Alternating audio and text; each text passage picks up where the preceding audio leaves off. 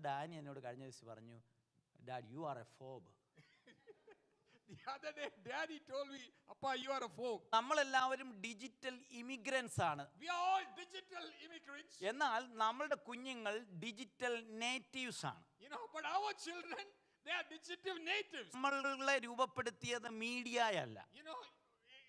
It's not media that changed us. എന്നാൽ നമ്മുടെ കുഞ്ഞുങ്ങളെ ജനിച്ചു വീഴുമ്പോൾ തന്നെ അവരെ മോൾഡ് ചെയ്യുന്ന മെഷീൻ എന്ന് പറയപ്പെടുന്നത് മീഡിയയാണ്. Right from the day our children are born, what molds them is the media. കാരണം നമ്മൾ എപ്പോഴും പറയും ഇവൻ എപ്പോഴും ഫോണും കമ്പ്യൂട്ടറും മാത്രമേ ഉള്ളൂ എന്ന് നമ്മൾ പറയും. We say about a children, he only has a computer and phone. പക്ഷെ നമ്മളും എപ്പോഴും ഇതിന്റെ അകത്ത് തന്നെയാണ്. We too are in that. അപ്പൊ ഡിജിറ്റൽ ഇമിഗ്രൻസ് ആയിരിക്കുന്ന നമ്മൾ ഫോണിലാണെങ്കിൽ ഡിജിറ്റൽ നേറ്റീവ്സ് ഷേപ്പ് ചെയ്യപ്പെട്ടത് മീഡിയക്കകത്താണ്. Digital immigrants all over the phone.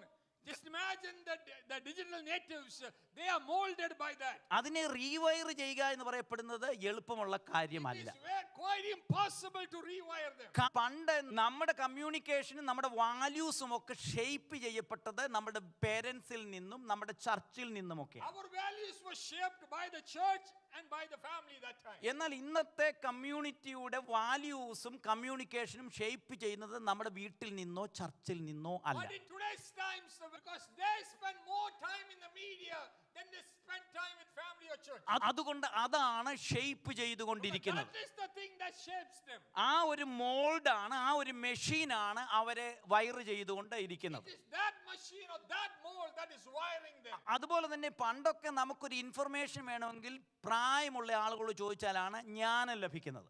In the older times, if we needed information or wisdom, we used to ask the elders. ഇപ്പം വല്ലതും അറിയണമെന്നുണ്ടെങ്കിൽ നമ്മൾ ചോദിക്കുന്നത് നമ്മുടെ കുഞ്ഞുങ്ങളോടാണ്. If we need to know something, we ask our children. കാരണം അവർക്ക് information wide ആണ്. ഇന്ന് യൂണിവേഴ്സിറ്റിയോ സ്കൂളോ ഒന്നും ആവശ്യമില്ല, ഇൻഫർമേഷൻ വൈഡ് ആണ്. Earlier, when they wanted to know something, they would ask us. But now, the information is so wide. Earlier, if we need something, we need to ask them. നമ്മളെക്കാട്ടിലും വലിയൊരു ലോകമാണ് അവരുടെ മുൻപിൽ തുറന്നിരിക്കുന്നത്. The world in front of them is much larger than the world that was in front of us.